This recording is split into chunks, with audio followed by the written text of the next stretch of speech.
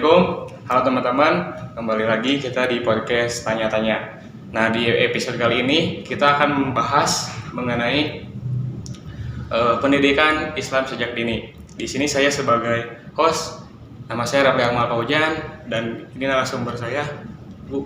Silahkan perkenalan dulu, Bu. Ya, perkenalkan nama saya Iima Sito. Iya, selamat datang. Perkenalkan saya Dinda Fatimah Nuraulia Az-Zahra.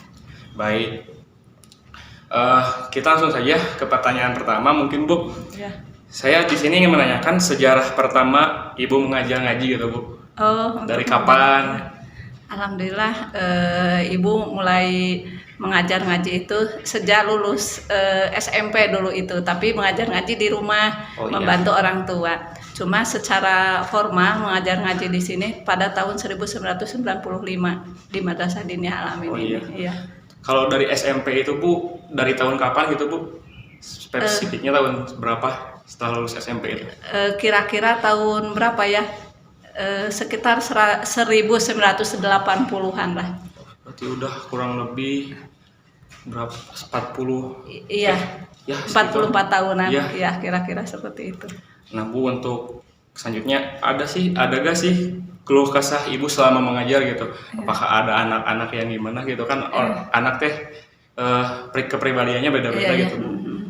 Ya, memang dari dulu juga kendala ya, misalnya kendalanya dari segi perhatian orang tua gitu ada. Kadang-kadang kan kebanyakan diniyah yang di lingkungan kita yang namanya perkampungan gitu, kadang-kadang kan kebanyakan itu anak-anak yang tidak dititipkan oleh orang tua, tapi dia sendiri yang datang ke madrasah gitu. Karena senang. Karena senang gitu. Pada kadang-kadang kita nggak tahu anak ini anak siapa gitu, tapi cuma kita panggilan hati anak yang datang ke madrasah di sini kita ajarkan. Cuma dulu itu waktu Ibu dari SMP mah belum ada madrasah. Yang tahun 95 itu yang udah ada madrasah.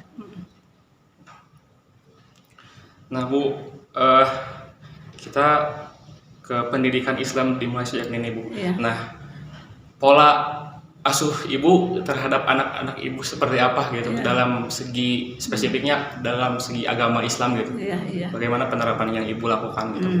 Jadi karena mungkin Ibu mulai senang ke anak-anak itu sejak kecil, juga senang ke anak-anak, SMP juga udah ada di lingkungan anak, sehingga Ibu juga bercita-cita ingin anak-anak itu mengenal agama itu sejak dini ya.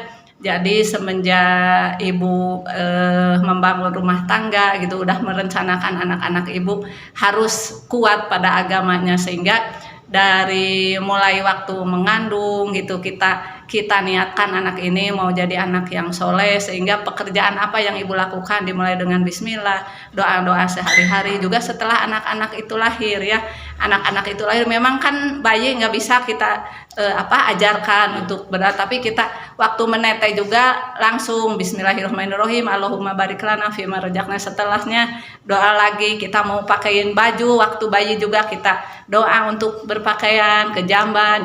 Jadi dari sejak kecil, jadi mungkin anak-anak juga sering mendengar gitu ketika mau tidur, Ibu aja yang cerewet sendiri gitu, mau bobo langsung bismika Allahumma ahya wa bismika amut. Karena seringnya anak-anak mungkin dengan seperti itu, dia juga tidak sengaja Ibu ajarkan, tapi dia juga bisa sendiri juga. Anak-anak kan dibawa Ibu sejak dalam kandungan, udah melahirkan terus ke madrasah, anak-anak Ibu juga kan jadi sering mendengar gitu. Jadi nggak sengaja, yuk kita belajar doa sebelum makan, nggak gitu juga kan, dengan kebiasaan sehari-hari.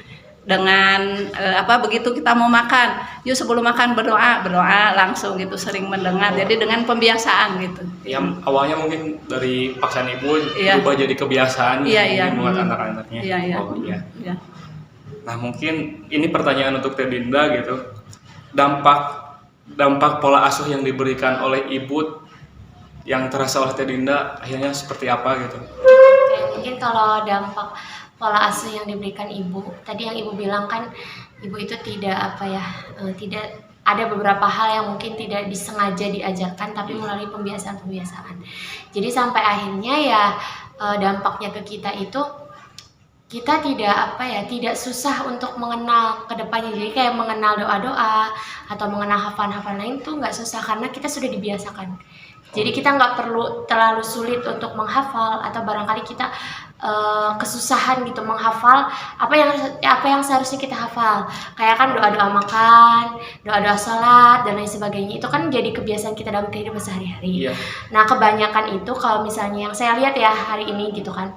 Banyak anak yang kesulitan dia untuk menghafal, bahkan dalam sholat pun ya dia sulit untuk membaca bacaan-bacaannya. Nah, karena tadi ya pola asuh ibu itu melalui pembiasaan ke diri kitanya pun jadi mudah gitu loh. Jadi kayak mengikuti karena udah terbiasa, jadi ya udah kita lancar gitu dalam kehidupan sehari-harinya.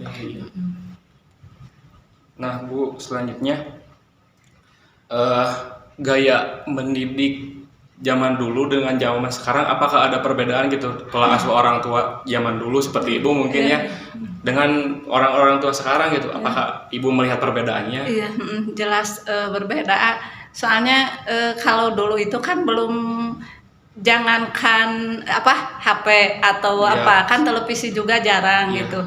Lagian kan di rumah televisi ada, cuma yang nonton namanya orang tua, jadi pas di setelnya itu TV itu malam juga sebentar, sehingga anak-anak jarang sekali nonton. Kayak sekarang kan film anak-anak banyak film, apalagi bisa nonton di YouTube.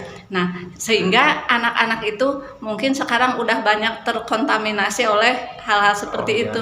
Juga anak-anak sekarang kebanyakan kurang tertarik dengan metode-metode yang kita berikan. Kan dulu sebelum tidur itu diceritakan kisah Rasul, atau cerita-cerita anak Nusantara, atau cerita-cerita teladan-teladan. Kalau sekarang kayaknya anak itu kurang menarik gaya seperti itu karena sudah ada di YouTube. Jadi kan kalau ini cuma telinga aja yang bisa mendengar, ini kan langsung audio visual gitu ya. Mungkin begitu. Iya. Mungkin itu aja Bu untuk pertanyaannya. Nah, sebelum kita akhiri sesi ini Bu, saya minta buat Ibu ngasih pesan gitu sama Teh Dinda juga, ngasih pesan ke orang tua sama anak gitu, bagaimana mereka harus sadarlah gitu dengan metode pola asuh yang harusnya dilakukan sejak dini gitu Bu. Iya.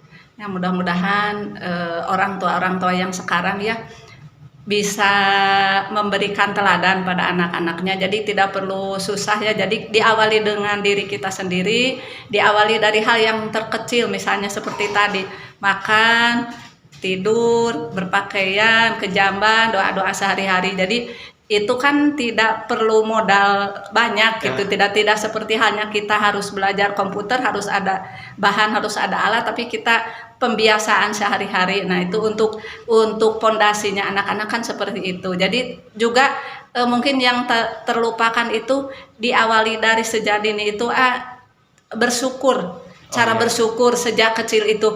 Anak-anak sekarang kebanyakan membandingkan dirinya dengan orang-orang di atasnya gitu. Nah, itu bersyukur, alhamdulillah kita sekarang bisa makan karena orang lain itu di sana banyak yang tidak. Mana kata-kata bersyukur itu harus ditanamkan dari sejak dini, selain daripada pembiasaan. Mungkin itu.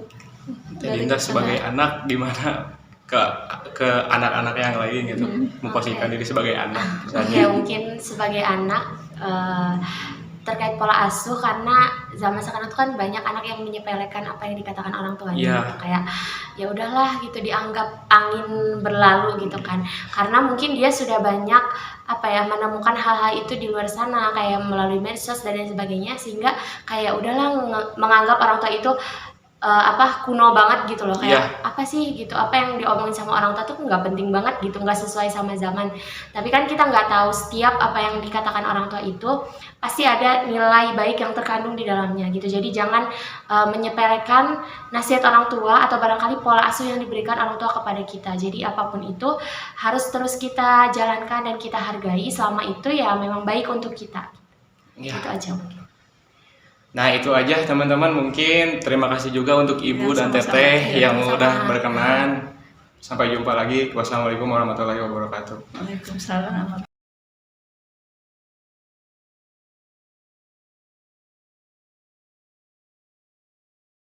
Oke.